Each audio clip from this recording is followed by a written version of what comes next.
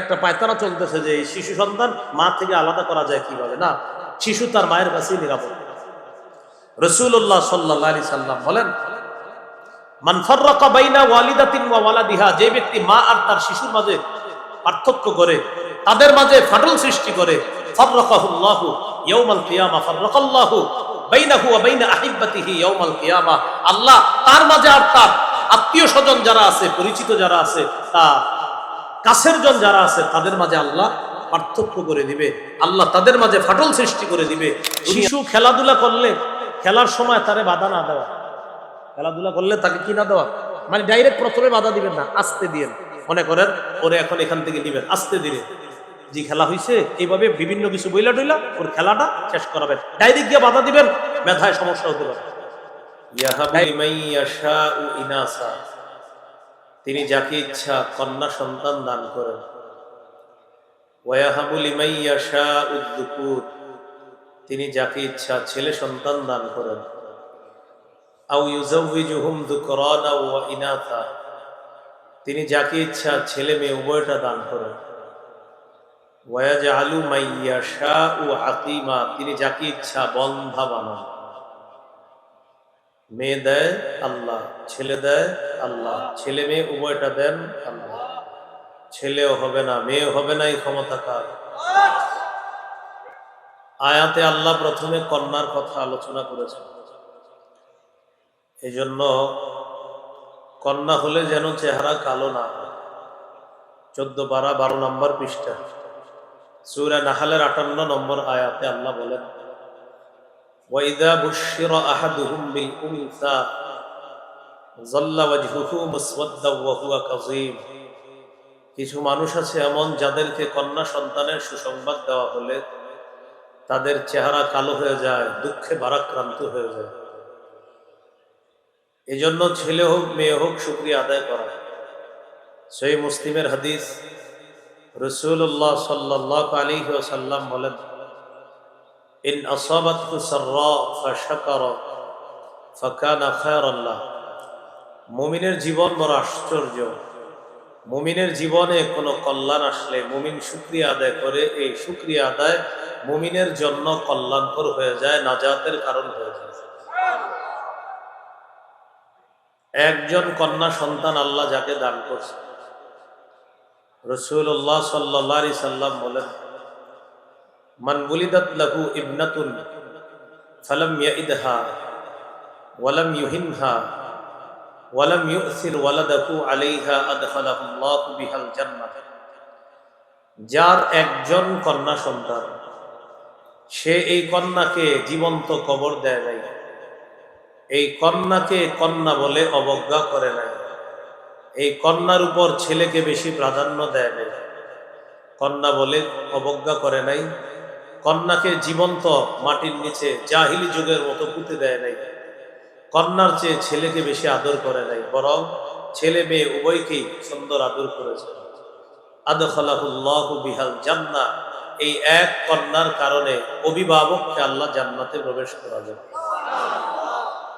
যার 2 কন্যা, রাসূলুল্লাহ সাল্লাল্লাহু আলাইহি সাল্লাম বলেন, মান আলা জারিয়াতাইন দাখালতু আনা ওয়া হুয়াল জান্নাহ কাহাতাইন, যে ব্যক্তি 2 কন্যা লালন পালন করে, আমি এবং 2 কন্যার অভিভাবক এইভাবে পাশাপাশি জান্নাতে প্রবেশ করব।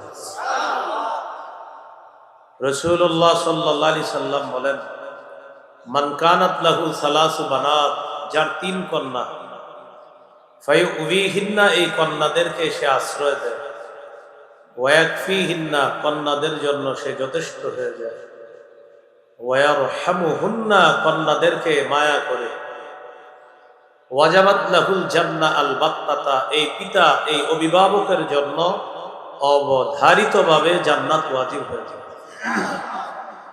তাহলে কন্যা 1 জন 2 জন 3 জন সবাই রহমত, সবাই জান্নাতে যাওয়ার কারণ, এবং সবাই একজন অভিভাবককে জান্নাতে নেওয়ার অন্যতম একটি নিয়ামত আল্লাহর পক্ষ থেকে, সেটা হলো কন্যা সন্তান। তাহলে ছেলে মেয়ে উভয়টা কার দান? শুকরিয়া আদায় করবো কার? আল্লাহ। আজকে আমরা নববী আদর্শ জানবো, একজন সন্তান লালন পালন কিভাবে করবে। খুব মন দিয়ে শুনবো। সন্তান জন্ম নেওয়ার পর প্রথম করণীয় তার কানে আজান দেওয়া, ছেলে হোক মেয়ে হোক আজান দেওয়া। আবু দাউদের হাদিস 5105 নম্বর হাদিস। উবাইদুল্লাহ ইবনে আবি রাফি রাদিয়াল্লাহু তাআলা আনহুর বর্ণনা, তিনি বলেন, রাআইতু রাসূলুল্লাহি সাল্লাল্লাহু আলাইহি ওয়াসাল্লাম আযানা ফি উযুনিল হাসান ইবনে আলী ইবনে আবি তালিব রাদিয়াল্লাহু আনহুমা হিনা ওয়ালাদাতহু ফাতিমাতু বিস-সালাহ। যেদিন হাসান রাদিয়াল্লাহু তাআলা জন্ম নিলেন, আমি দেখলাম আল্লাহ নবীকে নামাজের যে আজান, নবীকে দেখলাম হাসানের কানে নামাজের আজানটা আল্লাহ নবী হাসানের কানে দিয়েছেন। তাহলে ছেলে হোক মেয়ে হোক প্রথম কাজ তার কানে আজান দেওয়া। 2 নম্বর করণীয় তাহনিক করা। তাহনিক কাকে বলে?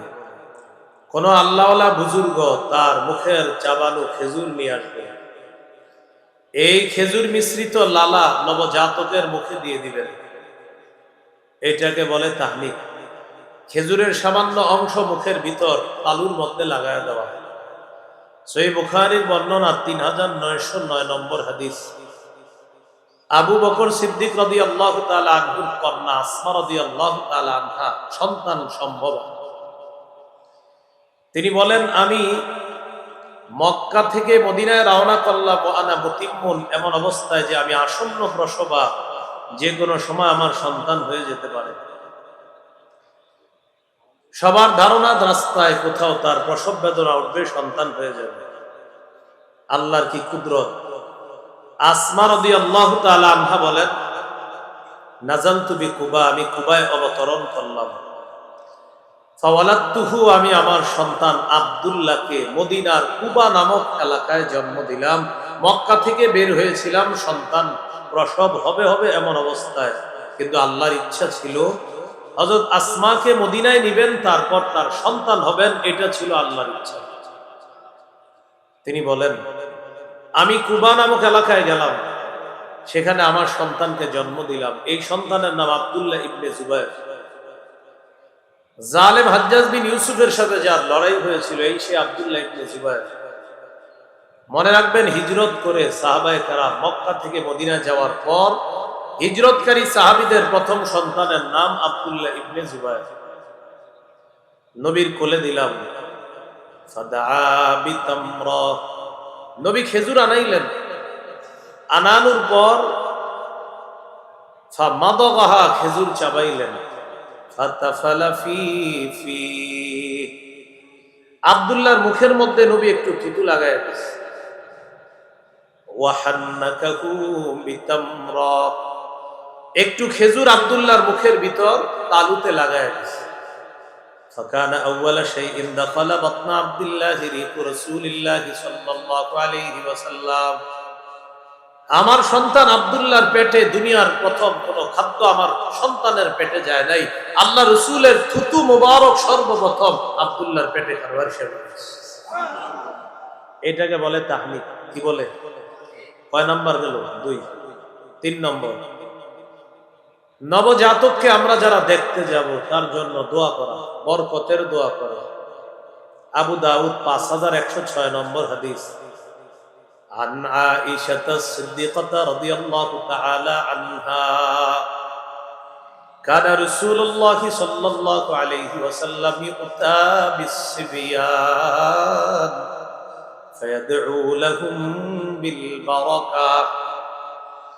রাসূলুল্লাহ সাল্লাল্লাহু আলাইহি সাল্লামের কাছে ছোট ছোট নবজাতক সন্তানদেরকে আনা হতো। ফায়াদউ লাহুম বিল বারাকা, তিনি তাদের জন্য বরকতের দোয়া করতেন। আমরা যারা নবজাতককে দেখতে যাব, আমরা তার জন্য, তার বাবার জন্য, তার মায়ের জন্য বরকতের দোয়া করা। এইভাবে দোয়াটা করা যায়। আমার সাথে বলতে পারেন, বলেন, জাআলাহুল্লাহু মুবারাকান আলাইকা ওয়া আলা উম্মতি মুহাম্মাদ সাল্লাল্লাহু আলাইহি ওয়াসাল্লাম। আল্লাহ তাআলা তোমার এই সন্তানকে তোমার জন্য, গোটা জগতের উম্মতে মুহাম্মদীর জন্য বরকত বানিয়ে দেন। এই হলো 3 নাম্বার করণীয়। চাচা, খালু, মামা আমরা যারা দেখতে যাব, নবজাতকের জন্য বরকতের দোয়া করা। 4 নাম্বার, নবজাতক কান্না করলে তার কান্না থামায় দেওয়া। শিশু সন্তান কান্না করলে তার কান্না থামিয়ে দেওয়া। মা নামাজে দাঁড়াইছে, ডেকছি ধুইতে গেছে, রান্নার কাজে আছে, শিশু সন্তান কান্না শুরু করছে, আমাদের উচিত যারা ঘরে আছি তার কান্না থামিয়ে দেওয়া। বাবা ঘরে আছেন তো বাবার উচিত এই শিশু সন্তানের কান্না থামিয়ে দেওয়া। সহিহ বুখারী 868 নম্বর হাদিস, রাসূলুল্লাহ সাল্লাল্লাহু আলাইহি সাল্লাম বলেন, ইন্নী লাআকুমু ইলাস সালাহ ওয়া উরিদু আন উতাওবিলা ফিহা। নবীজি বলেন, আমি নামাজের মধ্যে দাঁড়াই, আমি লম্বা কেরাত পড়ার নিয়ত করি। ফাআসমাউ বুকাআস সাবী, নামাজের মধ্যে আমি কোন শিশুর কান্নার আওয়াজ যখন শুনি, ফাতাজাওয়াজু ফি সালাতি মাখাফাতা অথবা কারাহিয়াতান আন আশুক্কা আলা উম্মিহি, আমি যখন নামাজের মধ্যে কোন শিশুর কান্নার আওয়াজ শুনি, তখন ওই শিশুর মায়ের যেন কষ্ট না হয়, আমি কেরাত সংক্ষিপ্ত করে নামাজ শেষ করি শিশুর কান্না থামানোর জন্য, তার মায়ের অধিকার প্রতিষ্ঠিত করার জন্য। কারণ আমি নামাজ লম্বা করলে আমার পিছনে থাকা তার মায়ের নামাজ লম্বা হোক, শিশুর কান্না বাড়বে। এজন্য শিশু যেন কান্না থামিয়ে দেয়, এজন্য কেরাত সংক্ষিপ্ত করি যেন মা তাড়াতাড়ি নামাজ শেষ করে তার শিশুকে কোলে নিতে পারে। এ হলো 4 নাম্বার অধিকার। শিশু সন্তানের 5 নম্বর অধিকার আকিকা করা। ক্বালা রাসূলুল্লাহ সাল্লাল্লাহু আলাইহি ওয়াসাল্লাম, ইন্নাল ইয়াহুদা তাউক্কু আনিল গুলাম ওয়া লা তাউক্কু আনিল জারিয়া। রাসূলুল্লাহ সাল্লাল্লাহু আলাইহি সাল্লাম বলেন, ইহুদিরা ছেলের আকিকা করত কিন্তু মেয়ের আকিকা করত না। তাউক্কু আনিল গুলামি শাতাইন ওয়া আনিল জারিয়াতি শাতান। নবীজি বলেন, তোমরা ছেলের পক্ষ থেকে 2টি ছাগল আকিকা করবা, মেয়ের পক্ষ থেকে 1টি আকিকা করবা। ইহুদিরা ছেলের আকিকা করত, মেয়ের আকিকা করত না। রাসূলুল্লাহ সাল্লাল্লাহু আলাইহি সাল্লাম বলেন, তোমরা ছেলের পক্ষ থেকে 2টি বকরি আকিকা করবা, মেয়ের পক্ষ থেকে 1টি আকিকা করবা। নাসাই হাদিসের কিতাব 4220 নম্বর হাদিস, এই হাদিসের মধ্যে আছে, ক্বালা রাসূলুল্লাহ সাল্লাল্লাহু আলাইহি ওয়াসাল্লাম, কুল্লু গুলামিন রাহিনুন বিআকিকাতিহি তুযবাহু আনহু ইয়াওমা সাবিহি। প্রত্যেক নবজাতক তার আকিকার সাথে আবদ্ধ, 7ম দিনে তার পক্ষ থেকে পশু জবাই করা হবে। আকিকার গোশত সবাই খেতে পারবে, মা বাবা দাদা দাদি ভাই বোন 14 গোষ্ঠী আকিকার গোশত খেতে পারবে। এমনকি যার আকিকা ওরটা ফ্রিজে রেখে দিবেন, বড় হইলে খাওয়াই দিবেন। কথার কথা, আকিকার গোশত সবাই খেতে পারবে। 5 নাম্বার গেল, 5। 6 নাম্বার, 7ম দিনে মাথার চুল মুন্ডন করা। মাথার চুল মুন্ডন করা, মাথার চুল মুন্ডন করা। মাথার চুল মুন্ডন করে একটা টিস্যুর মধ্যে নিবেন বা ছোট্ট পলিথিনের মধ্যে নিয়ে বাজারে যাবেন, স্বর্ণকারের দোকানে গিয়ে বলবেন, 1 পাল্লায় শিশুর চুল রাখা, আরেক পাল্লায় রূপা রাখা। এই চুল পরিমাণ রূপা আল্লাহ রাস্তায় সদকা করে দিলেন। ফাতেমা রাদিয়াল্লাহু তাআলা আনহাকে রাসূলুল্লাহ সাল্লাল্লাহু আলাইহি সাল্লাম বললেন, ইহলিকি রাসা, ফাতেমা তুমি হাসানের মাথার চুল মুন্ডন করো। ওয়া তাসাদদাকি বিজিনাতি শারিহি ফিদ্দাতান, হাসানের মাথার চুল পরিমাণ রূপা আল্লাহ রাস্তায় সদকা করে দিলেন। আলী রাদিয়াল্লাহু তাআলা আনহু বলেন, ফাওয়াজানতুহু ফাকানা ওয়াজনুহু দিরহামান আও বা'দা দিরহাম, আমি হাসানের চুল ওজন করলাম, এই চুলের পরিমাণ 1 দিরহাম রূপা অথবা 1 দিরহামের কাছাকাছি রূপা হয়েছে। আমি এটা আল্লাহ রাস্তায় সদকা করে দিলাম। কত গেল? 6। 7 নাম্বার, শিশু সন্তানের সুন্দর নাম রাখা, নাম যেন উল্টা পাল্টা না হয়। আব্দুল্লাহ ইবনে আব্বাস রাদিয়াল্লাহু তাআলা আনহুমার বর্ণনা, তিনি বলেন, قالوا يا رسول الله قد علمنا حق الوالد فما حق الولد يا رسول الله সাহাবায়ে কেরাম রাসূলুল্লাহ সাল্লাল্লাহু আলাইহি সাল্লামকে জিজ্ঞাসা করলেন, আমরা মা বাবার হক জানি, ছেলেমেয়ের হক কি আপনার কাছে জানতে চাই। فقال رسول الله صلى الله عليه وسلم أن يحسن اسمه ويحسن أدبه, মা বাবার জন্য কর্তব্য শিশুর সুন্দর নাম রাখা এবং তাদেরকে সুন্দর শিষ্টাচারের মাধ্যমে বড় করা। তাহলে সুন্দর নাম রাখা এটা কর্তব্য। আবু দাউদ 4949 নম্বর হাদিস, قال رسول الله صلى الله عليه وسلم أحب الأسماء إلى الله عبد الله وعبد الرحمن, আল্লাহর কাছে সর্বাধিক পছন্দের নাম আব্দুল্লাহ, আব্দুর রহমান। সর্বাধিক পছন্দের নাম আব্দুল্লাহ, আব্দুর রহমান। একটি হাদিস শোনাই, এরপর আপনারা বুঝবেন নামের কতটা গুরুত্ব। ভালো নাম। সহিহ বুখারী 6193 নম্বর হাদিস। কোন কিতাব? এটা গুরুত্বপূর্ণ। কত নম্বর হাদিস? 6193। বলেন, সাঈদ ইবনুল মুসাইয়্যিব একজন বড় তাবিঈ, মদিনার মুফতি, ফকিহ, মুহাদ্দিস, যিনি সাহাবীদেরকে দেখেছেন। মদিনার বড় বড় মুফতি সাহেব যারা ছিলেন, ফকিহ, তাদের একজন এই সাঈদ ইবনুল মুসাইয়্যিব রাহিমাহুল্লাহ।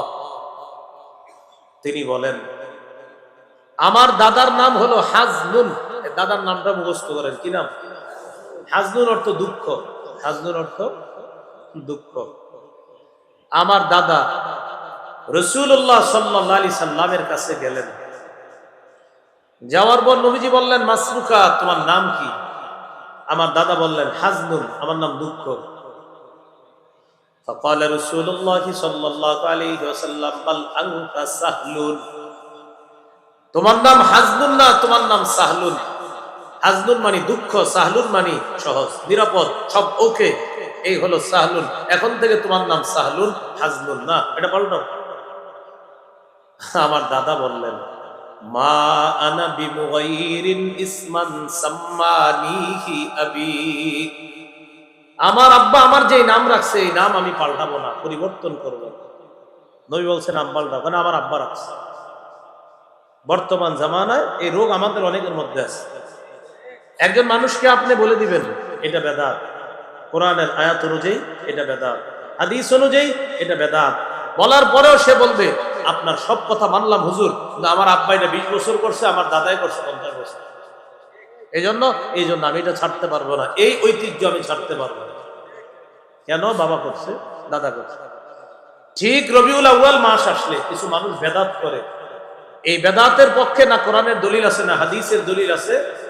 সর্বোচ্চ বলবে এটা অমুক যুগে অমুকে করেছে, এটা দলিল দিবে। এই দলিল দিয়ে বেদাত করে। এখন অনেকে মাথায় নিয়ে আসছে, হুজুর কারে বললেন? যে বেদাত করে তারে বলছে। হুজুর আপনি কোনটারে বলছেন? যেই বেদাত গুলা করেন সেটারই বলছে।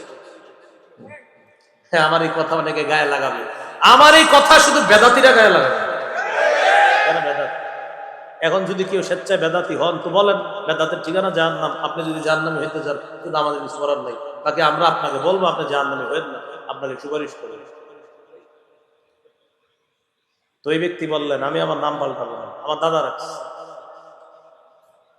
সাঈদ ইবনুল মুসাইয়্যিব রাহিমাহুল্লাহ বলেন, আমার দাদা নাম না পাল্টানোর কারণে ফামা জালাতিল হুজুরাতু ফিনা বাদু, এরপর সারা জীবন আমাদের বংশে দুঃখ দুর্দশা লেগেই থাকে। নাম ছিল কি? নামের অর্থ ছিল কি? দুঃখ। আমার দাদা নামটা না পাল্টানোর কারণে আমাদের বংশে সদা সর্বদা দুঃখ লেগেই থাকতো। বলি নাউজুবিল্লাহ। তাহলে 7 নাম্বার, সুন্দর নাম রাখা।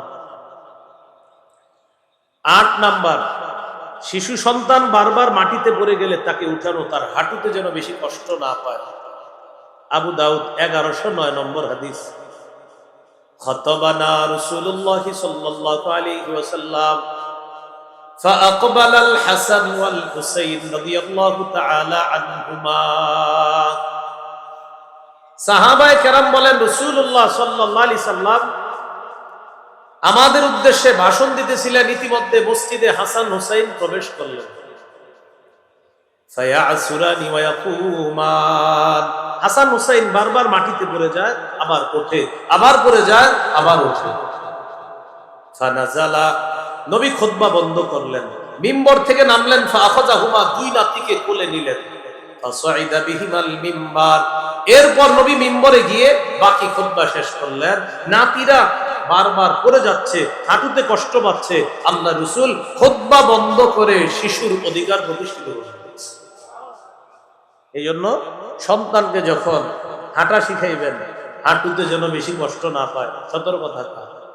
9 নম্বর, এটা আমার সাথে একটু বলেন, বলেন পোশাকের আদব শিক্ষা দেওয়া। বলেন কিসের আদব? পোশাকের আদব শিক্ষা দেওয়া। নাসাইর একটা হাদিস শোনেন, 5316 নম্বর হাদিস, কিতাবুজ জিনা, সৌন্দর্যতা অধ্যায়। আর যিকরুন নাহয়ি আন লুবসিল মুআসফার, কুসুম রঙের পোশাক পরা নিষেধ, এটা হলো পরিচ্ছেদ। নবীজির সাহাবী আব্দুল্লাহ ইবনে আমর রাদিয়াল্লাহু তাআলা আনহুমা তিনি বলেন, রাসূলুল্লাহ সাল্লাল্লাহু আলাইহি সাল্লাম তাকে দেখলেন, ওয়া আলাইহি তাওবান মুআসফারান। আব্দুল্লাহ ইবনে আমর রাদিয়াল্লাহু তাআলা আনহুমার শরীরের মধ্যে ছিল দুইটা কুসুম রঙের পোশাক। কি রং? কুসুম। বলেন কি রং? কুসুম। فقال رسول الله صلى الله عليه وسلم هذه ثياب الكفار فلا تلبسها। আব্দুল্লাহ, এগুলা কাফেরদের পোশাক, এগুলা পরবা না, এগুলা পরিধান করবা না, এগুলা কাফেরদের পোশাক, এগুলা পরবা না। তাহলে পোশাকের আদব শিক্ষা দেওয়া, ছোটবেলা থেকে কালার, সুন্দর কালারের পোশাক হওয়া, এই বিষয়ে যথেষ্ট সতর্ক থাকা। 10 নাম্বার, এটা আমার সাথে একটু বলেন, বলেন সতর ঢেকে রাখে এমন পোশাকে শিশুকে অভ্যস্ত করা। শিশুর বয়স 1.5-2 বছর, ওরে যখন আপনি প্যান্ট পরাবেন হাঁটু ঢাইকা, ও যখন লম্বা হবে ওর প্যান্ট হবে ছোট, দেখবেন প্যান্ট খালি নিচের দিকে টানবে এইভাবে, মানে ওর মাথায় ঢুকে গেছে যে আমার তো এই জায়গাটা ঢাকা থাকে, এখন ঢাকনা নাই কেন। আল্লাহর শুকরিয়া আদায় করবেন যে আপনার সন্তানের মধ্যে এই মানসিকতা আল্লাহ দিয়ে দিয়েছে। সূরা আরাফের 26 নম্বর আয়াতে আল্লাহ বলেন, ইয়া বানি আদম ক্বাদ আনজালনা আলাইকুম লিবাসা ইউয়ারি সাওআতিকুম ওয়া রিশা ওয়া লিবাসুত তাকওয়া যালিকা খায়র।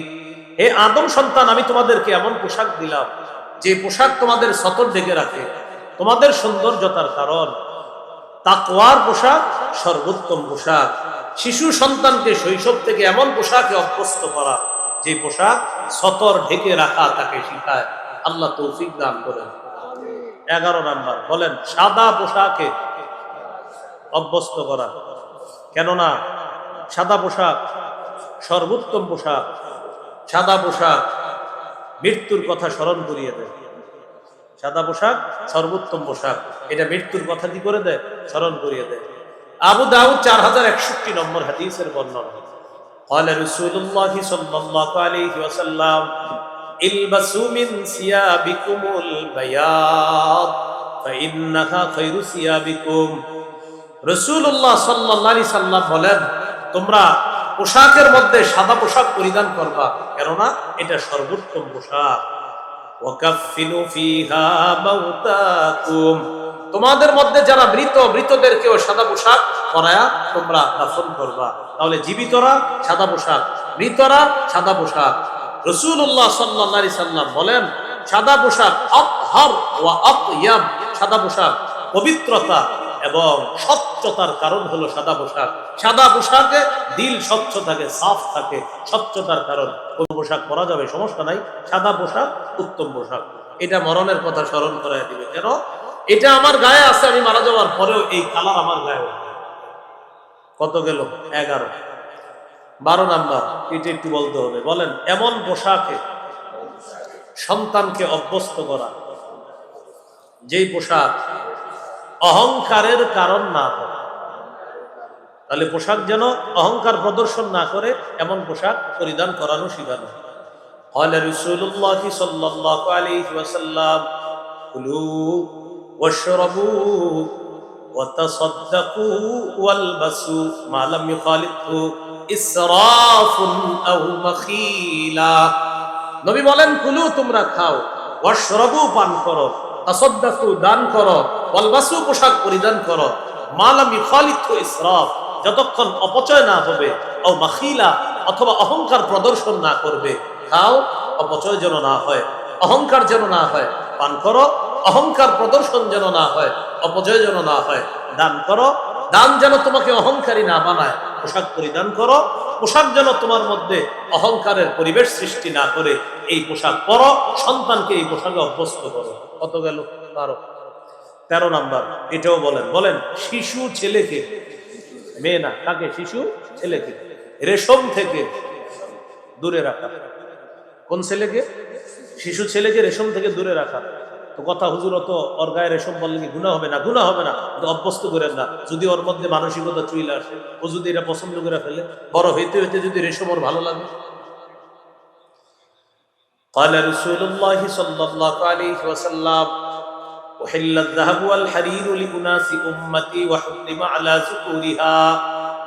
নবী বলেন, আমার উম্মতের মেয়েদের জন্য রেশম বৈধ, স্বর্ণ বৈধ, ছেলেদের জন্য রেশম অবৈধ, স্বর্ণ অবৈধ। আমার উম্মতের ছেলেদের জন্য রেশম হারাম, স্বর্ণ হারাম, মেয়েদের জন্য রেশম হালাল, স্বর্ণ হালাল। বাস, কোনো প্রশ্ন করব না। নবী বলছে, বাস দূরে রাখতে হবে। স্বর্ণ রেশম পুরুষ পরবে জান্নাতে, আল্লাহর কোরআনও বলছে, নবীর হাদিসও বলছে। বাস আমরা মাথা পেতে মেনে নিব। মনে থাকবে নি? কয় হলো? 13, 14। বলেন আমার সাথে, শিশুকে জুতা পরিধান করা শিক্ষা দেওয়া।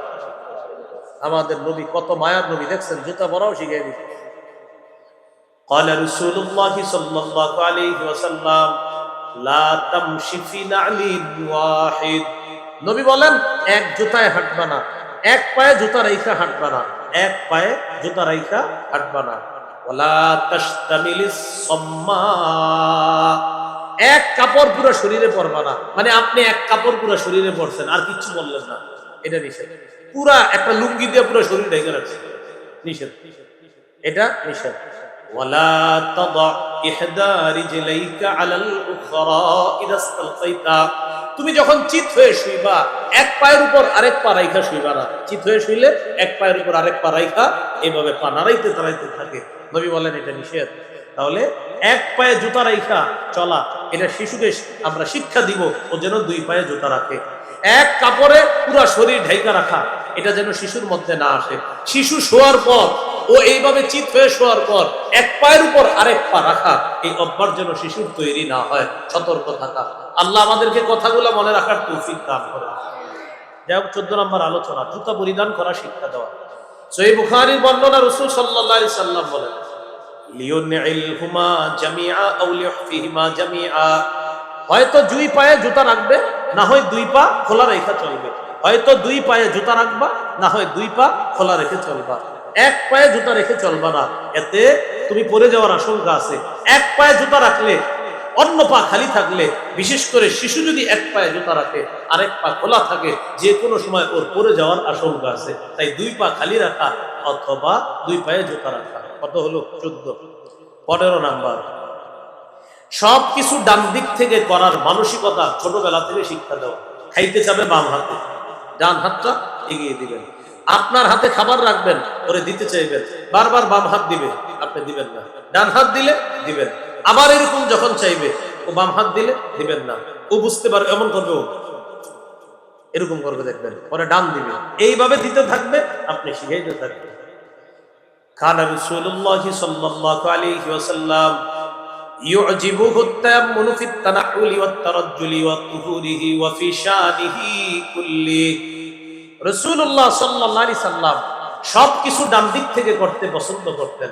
জুতা পরা, মাথা আছড়ানো, পবিত্রতা অর্জন করা, এমনকি সবকিছু তিনি ডান দিক থেকে পছন্দ করতেন।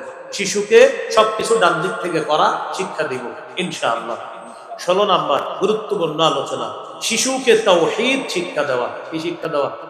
আস্তে আস্তে বড় হচ্ছে, তাওহীদ শিক্ষা দেওয়া। বলেন, আল্লাহ এক, আল্লাহ অমুখাপেক্ষী, তিনি জন্ম দেন না, জন্ম নেন না, তার সমকক্ষ কেউ নেই। আল্লাহ তাআলা সৃষ্টির মুখাপেক্ষী নন, স্থানের মুখাপেক্ষী নন, সময়ের মুখাপেক্ষী নন, বরং সৃষ্টি, সময়, স্থান, আরশ, কুরসি সব আল্লাহর মুখাপেক্ষী। বলেন সব কার মুখাপেক্ষী? আল্লাহর মুখাপেক্ষী। এইভাবে তাওহীদ শিক্ষা দেওয়া। পাশাপাশি আরেকটা শিক্ষা দিলেন, তিরমিজিতে আছে 2516 নম্বর হাদিস, এখানে আছে ইহফাজিল্লাহ ইয়াহফাজকা। তুমি সদা সর্বদা আল্লাহকে স্মরণ করবা, আল্লাহর বিধানগুলা রক্ষা করবা, আল্লাহ তোমাকে রক্ষা করবে। ইহফাজিল্লাহ তাজিদহু তুজাহাকা। সন্তান তুমি সদা সর্বদা আল্লাহকে স্মরণে রাখবা, বিপদে আপদে আল্লাহকে কাছে পাইবা। এরপরে শিখাইবেন ইযা সাআলতা ফাসআলিল্লাহ। যখন চাইবা আল্লাহর কাছে চাইবা। ওয়া ইযা ইসতাআনতা ফাসতাইন বিল্লাহ। যখন সাহায্য প্রার্থনা করবা আল্লাহর কাছে সাহায্য প্রার্থনা করবা। তাহলে আমরা কিছুক্ষণ আমাদের তাওহীদ পাকা করি। বলেন একমাত্র এককে, যিনি কারো মুখাপেক্ষী না, তিনি কে? যার সমকক্ষ কেউ নেই, তিনি কে? সৃষ্টি যার মুখাপেক্ষী, তিনি কে? যিনি কারো মুখাপেক্ষী না, তিনি কে? যার কাছে চাইব একমাত্র, তিনি কে? সন্তান দেন, তিনি কে? মেয়ে দেন, তিনি কে? ছেলে দেন, তিনি কে? সন্তান হবে না এই ক্ষমতাও কার? এটা তাওহীদ।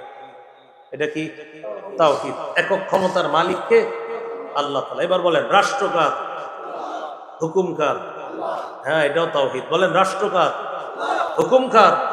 সূরা আরাফের মধ্যে আল্লাহ বলেন আলা লাহুল খালকু ওয়াল আমর। সৃষ্টি যার, হুকুম তার। বলেন সৃষ্টি কার? হুকুম হবে কার? পৃথিবী কার? জমিন কার? আসমান কার? আমরা কার? আপনারা কার? সবাই কার? তাহলে আমরা কিভাবে চলবো? হুকুম হবে কার? তাহলে বিধানদাতা কে? সবাই বলেন। তাহলে রাষ্ট্রের মালিক মূলত কে? People R source of all power. সকল ক্ষমতার উৎস জনগণ, এটা শিরিক। সকল ক্ষমতার উৎস জনগণ, এটা কি? সকল ক্ষমতার মালিক কে? আল্লাহ। বুঝা না বুঝা? বলেন সৃষ্টি কার? দেশ কার? পৃথিবী কার? আসমান কার? জমিন কার? আমরা কার? আইন কার? বাস খালাস, সব আল্লাহ। তাওহীদ। বলেন এটা কি? তাওহীদ। এই জন্য গেঞ্জির পিছে লেখা থাকলে কাইটা দিবেন people R source of all power. মানুষ, জনগণ সকল ক্ষমতার উৎস। কাইটা দিয়ে বলবেন এই গেঞ্জি আর পরবা না। গেঞ্জির পিছনে লেখা, ও বুঝেও না কি লেখা, কিনে ফেলছে। আল্লাহ আমাদেরকে হেফাজত করেন। মনে থাকবে নি? 16 নাম্বার। 17 নাম্বার ইমানি তরবিয়ত শিক্ষা দেওয়া। ইমানি তরবিয়তের মধ্যে শ্রেষ্ঠ তরবিয়ত নামাজ। শিশুকে, সন্তানকে নামাজ শিক্ষা দেওয়া। শিশুকে 7 বছর বয়সে নামাজের হুকুম করবেন। 10 বছর বয়সে প্রয়োজনে মৃদু আঘাত করা। এখন একটু বুঝেন, 7 বছর বয়সে আপনার শিশুকে নামাজের কথা বললেই যে সে শুনবে এমন না। যেন শোনে, এই জন্য তাকে অভ্যস্ত করতে হবে 2-2.5 বছর বয়স থেকে। কিভাবে? আপনি ওর পাশে নামাজ পড়বেন। আপনার বিবিকে বলবেন শিশুর পাশে নামাজ পড়ার জন্য। কারণ শিশু শৈশবে যা দেখে মাথার মধ্যে এটা খোদাই করে নেয়। আত-তালিমু ফিস সিগর কান-নকশি ফিল হাজার। আরবি একটা প্রবাদ আছে, পাথরে খোদাই করা যেমন শৈশবের শিক্ষা তেমন। পাথরে খোদাই করা যেমন শৈশবের শিক্ষা তেমন। এই জন্য শিশু যখন দেখবে মা নামাজ পড়ে, ওর ভিতরে মানসিক অবস্থা তৈরি হবে। আপনি দেখবেন মাঝে মাঝে সুন্নত নামাজগুলা আপনি ঘরে পড়তেছেন, শিশু আপনার পাশে এসে দাঁড়াবে। ওর পরনে কাপড় নাই, কিন্তু মাথায় টুপি একটা নিয়ে আপনার পাশে দাঁড়াইবে। ছোট মানুষ, 2-2.5 বছর বয়স। আবার দেখে আপনি কি করেন, এমনি দেখে তো দেখে আপনি মুখ নাড়াইতেছেন, ও মুখ নাড়ায়। আপনি রুকুতে গেছেন, ও রুকুতে যায়, যাওয়ার পরে আবার দেখে আপনার দিকে, আপনি কি করেন? তো দেখে আপনি মুখ নাড়াইতেছেন সুবহানা রাব্বিয়াল আযীম। ও তো আর এটা বুঝে না, ও খালি সু সু এরকম কিছু শুনে, ওইরকম করে ব্যাস। এরপরে সালাম ফিরাবেন। সালাম ফিরানোর পর বৈশা বৈশা তাসবিহ করতেছেন আস্তাগফিরুল্লাহ আস্তাগফিরুল্লাহ। এখন সে আপনার দিকে তাকায়, ঘটনা কি করে দেখে, মুখ নড়ে আর আঙ্গুল নড়তেছে, ও এমন করে। সুবহানাল্লাহ। এটাই তো একজন মুসলিম শিশু। একটা মুসলিম শিশু তো এমনই হবে, কিন্তু এখনকার মুসলিম শিশুরা হয় কার্টুন কার্টুন কি বলেন তো, কার্টুন। এখন তো আপনার ওয়াজ মাহফিলেও আপনার এত পরিমাণ ক্যামেরা আসে, আপনি কানতে চাইলেও কানতে পারবেন না ক্যামেরার ঠেলায়। মানে আপনি একটু কানতে চাইবেন যে আল্লাহর কাছে একটু কান্না করে, ওই মুহূর্তে মনে আসবে চারিদিকে তো রিমান্ড তাকায় দিচ্ছে, কান্না আর আসবে না, ওইটা এখানে এসে আবার চলে যায়। আজীব এক পেরেশানির মধ্যে আছে না। কোথাও গিয়ে 10 মিনিটের জন্য বসবেন, চারিদিক থেকে 50টা মোবাইল আপনার ভিডিও করা শুরু করবে। এখন আপনি টেনশনে পড়বেন, আমি কি নিচের দিকে চেয়ে থাকবো না উপরে না ডাইনে না বামে, ইন্দাইল্লা আমি আসলে এখন কি করব? বড় মুশকিল, খুব মুশকিল। নামাজের তরবিয়ত শিশুকে শিক্ষা দেন, কার্টুনের তরবিয়ত শিক্ষা দিয়েন না, হাতে পায়ে ধরে বলছে এটা শিখায়েন না, ওর জীবনটা নষ্ট করে দিয়েন না। রাসূলুল্লাহ সাল্লাল্লাহু আলাইহি সাল্লাম বলেন, মুরু আওলাদাকুম বিসসালাত ওয়া হুম আবনাউ সাবঈ সিনিন।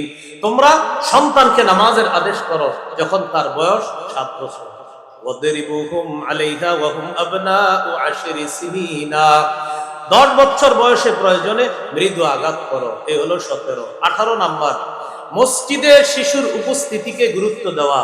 7-8 বছরের সন্তান মসজিদে আসলে ওরে ধমক দিয়ে তাড়ায়া দিয়ে, ওর উপস্থিতি মসজিদে গুরুত্ব দেওয়া, ওরে ধমক দিয়ে তাড়ায়া দিবেন না। বুদ্ধি দেই, 5 জন শিশু মসজিদে আসছে, এই 5 জনরে একসাথে দাঁড় করায়েন না, না হয় কিন্তু ওরা মসজিদ অন্য এলাকায় নিয়ে যাবে। 5 জনরে একসাথে না দাঁড় করা, অভিভাবক যারা আছেন আপনারা এক একজনের সাথে রাখেন। ওই কোনা একজন দাঁড়াইবেন, খাম্বার পাশে একজন, এই খাম্বা একজন, আরেক কোনা আরেকজন। যখন রুকুতে যাইবেন ওরা কিন্তু আবার খবরদারি করতেছে, রুকুতে গেলে সব ঠিক রাখতেছে নেটওয়ার্ক, কিন্তু দুষ্টামি আর করতে পারতেছে না। কেন? ওই যে একসাথে নাই। এই জন্য মসজিদে নিয়ে যাবেন, নিয়ে যাওয়ার পর আপনার পাশে দাঁড় করাবেন। আরেক শিশু আসলে ওটারে আরেক পাশে দাঁড় করাবেন। এমনি ওদের কথোপকথন চললেও ওই ইশারায়, কিন্তু ওরা দুষ্টামি করবে না, একসাথে হলে দুষ্টামি করবে। তাহলে কি শিখলাম? 18, শিশুর উপস্থিতি গুরুত্ব দেওয়া, ওরে মসজিদ থেকে তাড়িয়ে না দেওয়া। রাসূলুল্লাহ সাল্লাল্লাহু আলাইহি সাল্লাম বলেন, 4 শ্রেণীকে গুরুত্ব দিয়ে ইমামের নামাজ পড়ানো উচিত। ইজা আম্মা আহাদুকুমুন নাস ফালইখাফফিফ, তোমাদের কেউ যখন মানুষের ইমামতি করবে সে যেন নামাজ ফালইখাফফিফ এমন ভাবে পড়ায়, সহজ করে পড়ায়। ওই সহজ বলতে কি? ওই 4 শ্রেণীর প্রতি লক্ষ্য রেখে তুমি নামাজটা পড়াবা। ফাইন্না ফীহি মুদ্দাঈফ, ইমামের পিছে যে মুসল্লি তাদের মাঝে দুর্বল আছে, ওয়াল মারিদা, অসুস্থ আছে, ওয়াসসাগীরা, শিশু আছে, ওয়াল কাবীরা, বড় আছে, বৃদ্ধ আছে। অসুস্থ, দুর্বল, শিশু, বৃদ্ধ, তাদের প্রতি খেয়াল রেখে নামাজ পড়ানো। তাহলে দেখেন তো 4 শ্রেণীর কথা নবী বলছে, শিশুর কথা আসেনি। তাহলে শিশুর উপস্থিতি গুরুত্ব দেওয়া। 19 নম্বর, কোরআনের শিক্ষা দেওয়া। এখানে অনেক ইমাম সাহেবরা আছেন, আপনাদেরকে আমি করজোর করে আবদার জানাই, মসজিদ ভিত্তিক মক্তবের শিক্ষার গুরুত্বটা আরো বাড়ানো। মসজিদ ভিত্তিক মক্তবের শিক্ষার গুরুত্ব, এখানে মসজিদের কমিটি সেক্রেটারিরা থাকতে পারেন। মসজিদ ভিত্তিক মক্তবের শিক্ষার গুরুত্ব এত বেশি বাড়ান, 100টা মাহফিল যতটা গুরুত্ব দিবেন, একটা মক্তবের এর চেয়ে বেশি গুরুত্ব দিবেন। মাহফিল দরকার নেই, মক্তব এটা তাড়াতাড়ি জিন্দা করেন, মক্তবগুলা জিন্দা করেন, না আমাদের সন্তানগুলা নষ্ট হয়ে যাবে। মক্তবগুলা জিন্দা করেন। আগে 150-200 ছাত্র হইতো সকালের বক্তব্য, মসজিদের বক্তব্য। এখন হুজুরে মাইক দিয়ে বলে, বক্তব্যের ছাত্রছাত্রীরা তোমরা সবাই বক্তব্যে চলে আসো, এইভাবে বলে হুজুর।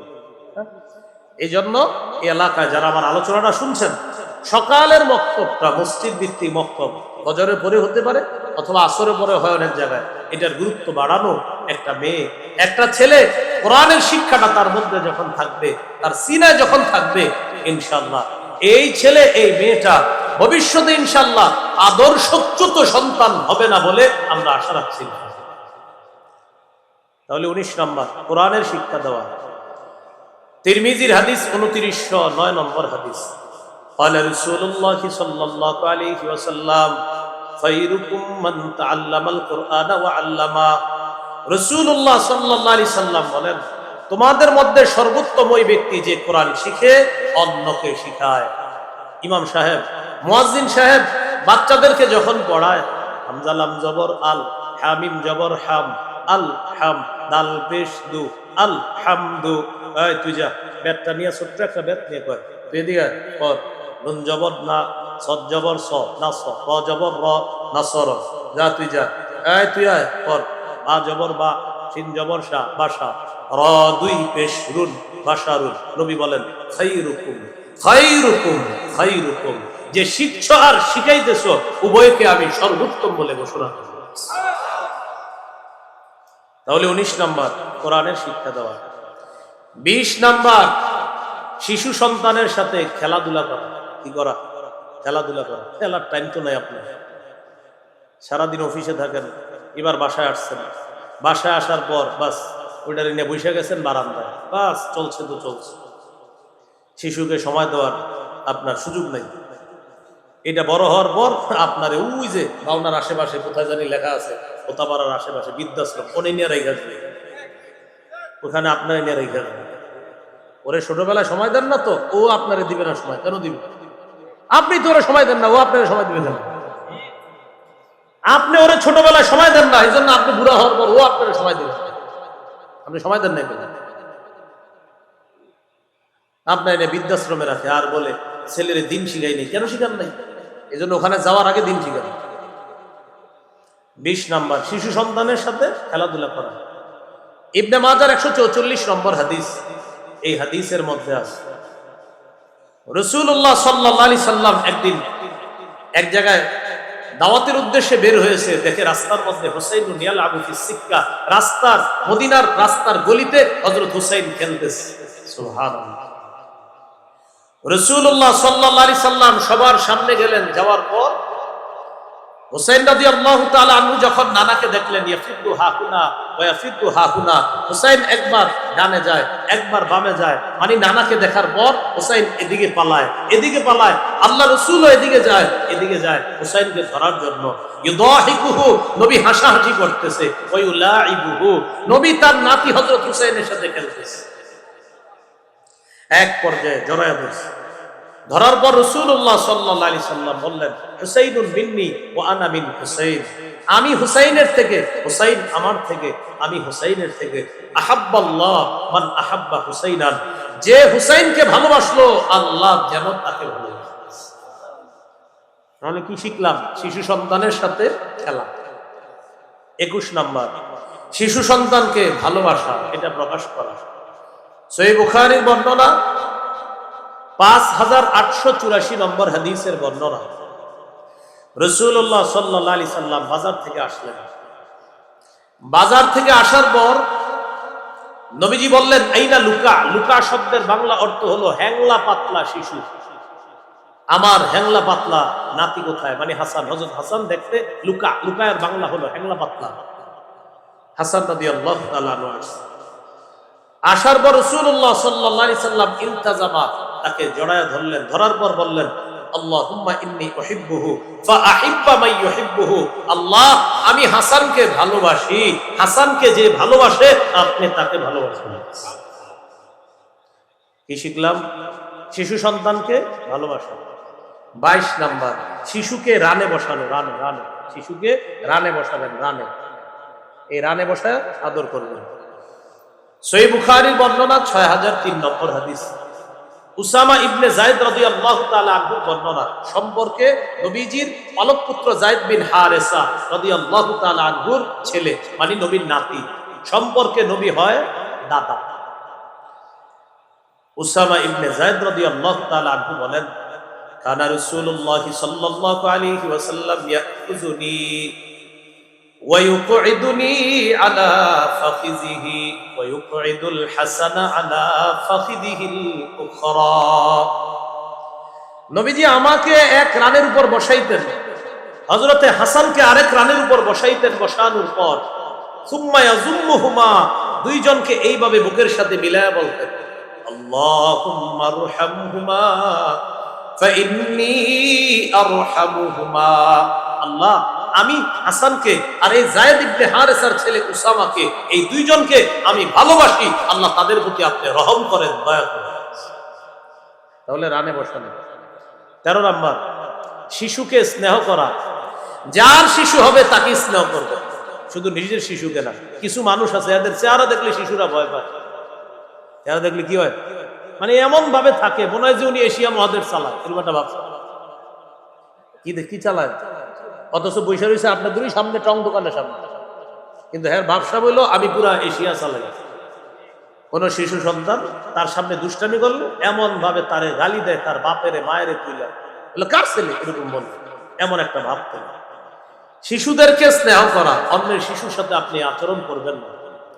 তিরমিজির হাদিস 1920 নম্বর হাদিস, রাসূলুল্লাহ সাল্লাল্লাহু আলাইহি সাল্লাম বলেন, লাইসা মিন্না মান লাম ইয়ারহাম সগীরানা ওয়া লাম ইয়ারিফ শারাফা কাবীরিনা। রাসূলুল্লাহ সাল্লাল্লাহু আলাইহি সাল্লাম বলেন, যে ব্যক্তি ছোটকে স্নেহ করে না আর বড়দের সম্মান রক্ষা করে না, শ্রদ্ধা করে না, সে আমাদের উম্মতের অন্তর্ভুক্ত না। বলি নাউযুবিল্লাহ। তাহলে ছোটকে স্নেহ করা। 24 নম্বর, ছোট শিশুকে চুমা দেওয়া এটাও শিশুর অধিকার। সহিহ বুখারী 5997 নম্বর হাদিস, রাসূলুল্লাহ সাল্লাল্লাহু আলাইহি সাল্লামের সাহাবী আকরা ইবনে হাবিস রাদিয়াল্লাহু তাআলা তিনি বলেন, ইন্নালি আশারাতাম মিনাল ওয়ালাদ মা ক্বাব্বালতু আহাদাম মিনহুম। আকরা ইবনে হাবিস বলেন, আমার 10 জন সন্তান, আমি কাউরে চুমা দেই না। ফাকালা রাসূলুল্লাহ সাল্লাল্লাহু আলাইহি ওয়াসাল্লাম, মান লা ইয়ারহাম লা ইউরহাম। নবী বলেন, যে দয়া করে না তার প্রতি দয়া করা হয় না। তুমি 10 জন সন্তানের একটারেও চুমা দাও না, এটা কেমন কথা? তুমি যদি দয়া না করো তাহলে তোমার প্রতিও দয়া করা হবে না। কত নাম্বার হলো? 24। 25 নাম্বার, ফল অথবা ভালো কিছু খাওয়ার সময় শিশুকে অগ্রাধিকার দেওয়া। শিশুকে ইজা উতিয়া রাসূলুল্লাহ সাল্লাল্লাহু আলাইহি ওয়াসাল্লাম বিবাকুরাতিল ফাকিহা। নবীর কাছে যখন গাছের প্রথম ফল আনা হতো, গাছের প্রথম ফল আনার পর নবীজি দোয়া করতেন। এই ফলকে চোখে লাগাইতেন, মুখে লাগাইতেন, এরপর নবী দোয়া করতেন, আল্লাহ প্রথম ফলে বরকত দেন, এরকম শেষ ফলেও আপনি বরকত দেন। এইভাবে দোয়া করার পর নবীর পাশে কোনো শিশু থাকলে ওই শিশুকে ফলটা দিয়ে দিতেন খাওয়ার জন্য। আল্লাহ রাসূল এইভাবে শিশুকে ফল দিয়ে শিশুর মনটা খুশি করে দিতেন, তাকে খাবারের ক্ষেত্রে অগ্রাধিকার দিতেন। ফল আনছে নবীর জন্য, দিয়ে দিতেন শিশুকে। সুবহানাল্লাহ।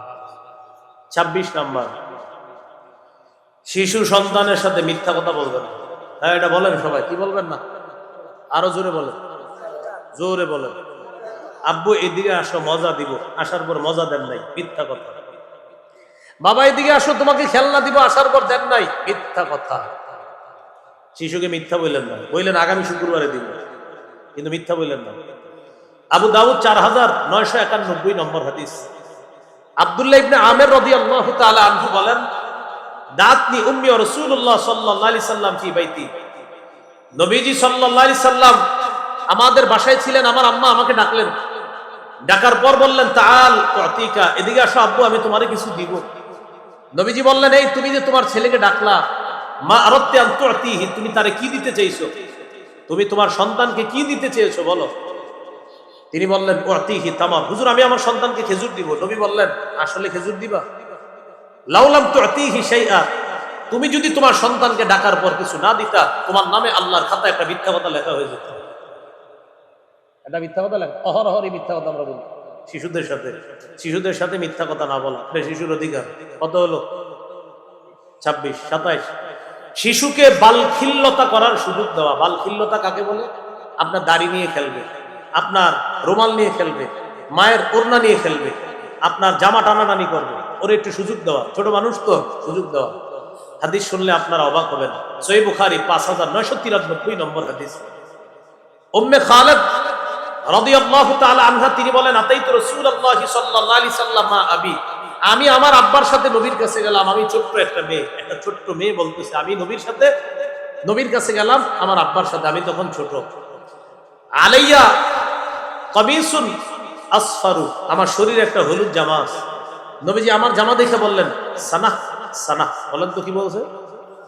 বলেন না, সানাহ সানাহ। সানা সানা মানে খুব সুন্দর, খুব সুন্দর। এটা হাবশি ভাষা। বলেন সানা সানা কি ভাষা? হাবশি। এটা আরবি হলো হাসানা। তো আমাদের নবী বললেন, সানা সানা, সুন্দর সুন্দর, তোমার পোশাকটা সুন্দর সুন্দর। তো এটা বলার পর ওই মেয়েটা বলতেছে ফাযাহাবতু আলআবু বিখাতামিন নবুওয়া, নবীজির এই কাদের মধ্যে একটা মোহরে নবুয়ত আছে, আমি এটা নিয়ে খেলাধুলা শুরু করলাম। নবীর মোহর নিয়ে একটা বাচ্চা মেয়ে খেলতেছে। ফাযাহাবতু আলআবু বিখাতামিন নবুওয়া, আমি নবীজির মোহরে নবুয়ত নিয়ে খেলাধুলা করা শুরু করলাম। ফাযাজারানি আবি, আব্বা আমারে ধমক দিছে। আব্বা আমারে ধমক দেওয়ার পর নবীজি বললেন দাহা, আরে ছেড়ে দাও না, মেয়েটা খেলতে থাক, দাও খেলার সুযোগ দাও। সুবহানাল্লাহ, নবীর মোহরে নবুয়ত এটা নিয়ে খেলতেছে। তো বাবা বাধা দিছে, ধমক দিছে, নবীজি বললেন দাহা, সুযোগ দাও না, ছোট্ট মানুষ, খেলো।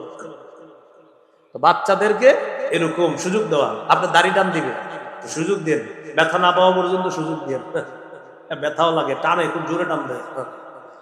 তো এরকম আপনি সুযোগ দেওয়া। কত হলো? 27। 28 নাম্বার, তাকে গুনাহ ইত্যাদি শিক্ষা না দেওয়া। যদিও গুনাহ করলে তার কোনো গুনাহ হবে না, ছোট মানুষ, কত গুনাহ করলে গুনাহ হবে না, ও সিনেমা দেখলে গুনাহ হবে না, ছোট্ট মানুষ, বয়স মাত্র 2.5 বছর 3 বছর। এখন আপনি ওরে নাটক সিনেমা দেখাইতেছেন, যদি ওর অভ্যাস হয়ে যায় কি করবেন বলেন? এগুলা থেকে দূরে রাখা। হাদিসের মধ্যে আসছে রুফিআল কলামু আন সালাসা, 3 জনের থেকে কলম উঠিয়ে নেওয়া হয়েছে, তাদের ব্যাপারে কিছু লেখা হয় না। 1 নাম্বার আনিন নাইমি হাত্তা ইস্তাইকিজা, ঘুমন্ত ব্যক্তি জাগ্রত না হওয়া পর্যন্ত তার কোনো সমস্যা হবে না, গুনাহ লেখা হবে না তার ব্যাপারে। 2 নাম্বার আনিল মুবতালা, অসুস্থ ব্যক্তি, পাগল ব্যক্তি যতক্ষণ সুস্থ না হবে ততক্ষণ তার ব্যাপারে কোনো গুনাহ লেখা হবে না, পাগল।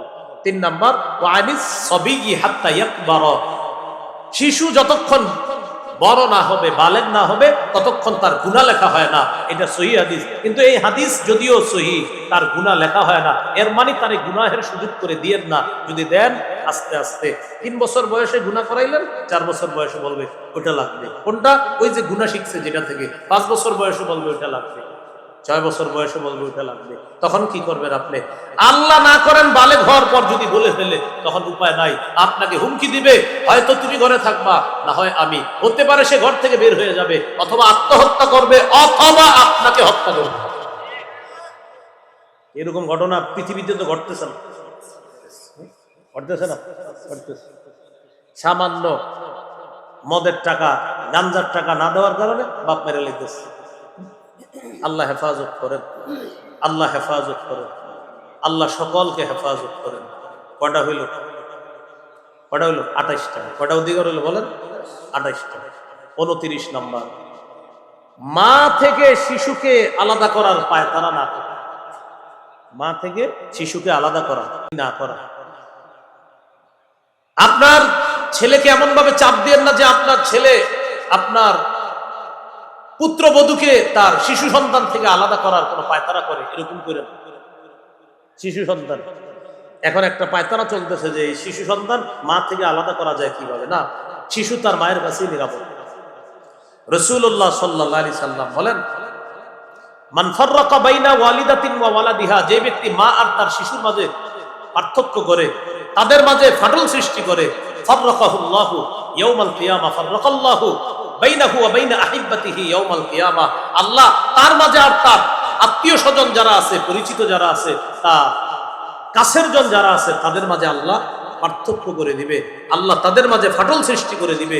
দুনিয়াতে যারা কোন মা আর শিশুর মাঝে ফাটল সৃষ্টি করার পায়তারা করে, কিয়ামতের ময়দানে তার মাঝে আর তার কাছের জন যারা আছে তাদের মাঝে আল্লাহ ফাটল সৃষ্টি করে দিবে। বলি নাউজুবিল্লাহ। তাহলে এটা শিশুর অধিকার, মায়ের কাছে থাকা, এটা তার অধিকার। কত গেল? 29। 30 নম্বর, শিশুকে মজলিস থেকে সরায়া আপনি না বসা। শিশু ওর বাবার সাথে বসে রয়েছে, অভিভাবকের সাথে, আপনি গিয়ে ওরে সরায়া ওখানে না বসা, এটা ওর অধিকার। রাসূলুল্লাহ সাল্লাল্লাহু আলাইহি সাল্লাম বলেন, লা ইয়াজলিসুর রাজুলু বাইনার রাজুলি ওয়া বাইনা ইবনিহি, তোমাদের কোন ব্যক্তি যেন তার মাঝে আর তার ছেলের মাঝে গিয়ে না বসে, তার সন্তানের মাঝে। তোমাদের কেউ অন্য কারো এবং তার শিশু সন্তানের মাঝে যেন না বসে। কি বলছে দেখেন, তোমাদের কেউ এমন জায়গায় বসবা না যে এই পাশে তার বাবা আর এই পাশে শিশুরা, মাঝখানে তুমি বসছো, এটা করবা না। এটা শিশুর অধিকার ক্ষুণ্ণ করা। কত গেল? 30। 31 নম্বর, শিশু খেলাধুলা করলে খেলার সময় তারে বাধা না দেওয়া। খেলাধুলা করলে তাকে কি না দেওয়া, মানে ডাইরেক্ট প্রথমে বাধা দিবেন না, আস্তে দিবেন। মনে করেন ওরে এখন এখান থেকে দিবেন, আস্তে ধীরে, যে খেলা হয়েছে এইভাবে বিভিন্ন কিছু বইলা টইলা ওর খেলাটা শেষ করাবেন। ডাইরেক্ট গিয়ে বাধা দিবেন, মেধায় সমস্যা হতে পারে। ডাইরেক্ট প্রথমে গিয়ে এরকম বাধা দিবেন না, আস্তে ধীরে। পিচ্ছি মানুষ খেলতেছে, খেলো, আস্তে ধীরে বাধা দিবেন।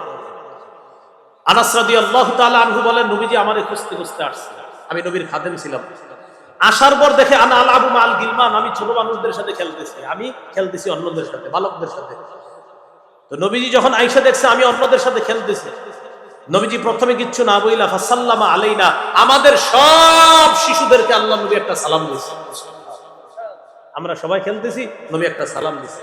এরপরে আস্তে ধীরে আমাকে ডেকে এক জায়গায় নবীজি পাঠিয়েছে। এটা একটা লম্বা হাদিস, এই হাদিসে একটা আজীব অংশ আছে।